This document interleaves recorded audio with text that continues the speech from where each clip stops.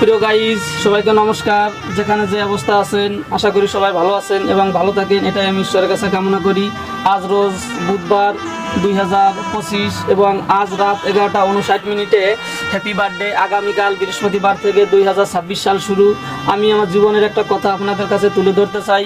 আমি যদি কারো মনে কোনো ব্যথা বা কোনো কষ্ট বা কোনো আঘাত বা কাউকে যদি আমি খারাপ কথা বলে থাকি, খারাপ ব্যবহার করে থাকি, যদি কারো মনে কোনো কষ্ট বা আঘাত বা কাউকে যদি আমি কোনো কুকষ্ট কথা বলে থাকি, তাহলে সবাই আমাকে ক্ষমা করে দিবেন। এবং আমি যদি কারো মনে ব্যথা এবং কষ্ট দিয়ে থাকি, সবাইকে বলছি সবাই আমাকে ক্ষমা করে নতুন বছরের 2026 সালের নতুন বছরের পথ চলার আগমনে আমি যাত্রা শুরু করছি।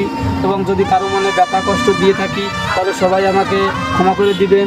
কারণ আমি অনেক সময় অনেকজনকে খারাপ কথা বলতেও পারি বা অজান্তেও বলতে পারি। হয়তো আমার অনেকটা বোঝার ভুল আছে, জানার ভুল আছে, শিক্ষার ভুল আছে, যে কারণে আমি সবার কাছে ক্ষমা চাচ্ছি যে সবাই আমাকে ক্ষমা করে দেবেন যদি আমি কোনো অন্যায় অপরাধ করে থাকি। সামনে 2026 সাল আছে, আমি নতুন বছরে নতুন জীবন শুরু করে পথ চলতে চাচ্ছি। আমি চাই যে আমার বন্ধু বান্ধব আত্মীয় স্বজন এবং সবাই, পৃথিবীর সবাই যেখানে যে প্রান্তে যেভাবে যে অবস্থা আছে, ঈশ্বর যেন সবাইকে ভালো রাখে, সুস্থ রাখে, সবার জীবনযাত্রা যেন সুন্দর হয়, সুখের হয়, সবাই যেন ভালোভাবে জীবনযাত্রা শুরু করতে পারে। ঈশ্বর যেন সবার মনের আশা পূর্ণ করে এবং আমারও চলার পথের জীবন যেন সুন্দর ও সুখের হোক। এবং যদি কারো মনে আমি ব্যথা কষ্ট দিয়ে থাকি, দয়া করে সবাই আমাকে ক্ষমা করে দিবেন। আর একটা কথা না বললে নয়, সেটা হচ্ছে দুদিনের দুনিয়া, কে কখন আছে কে কখন থাকবে না কেউই বলতে পারে না। আপনারা জানেন আমার বাবা দীর্ঘ 1.5 বছর ঘরে অসুস্থ। একটা অ্যাক্সিডেন্টে আমার বাবা ব্রেন স্ট্রোক করে ঘরে দীর্ঘ 1.5 বছর অসুস্থতায় ভুগছে। তা আপনারা দোয়া ও আশীর্বাদ করবেন আমাকে যে যতদিন আমার বাবা পৃথিবীর বুকে বেঁচে আছে, আমি যেন আমার বাবার যত্নের জন্য ত্রুটি না করি।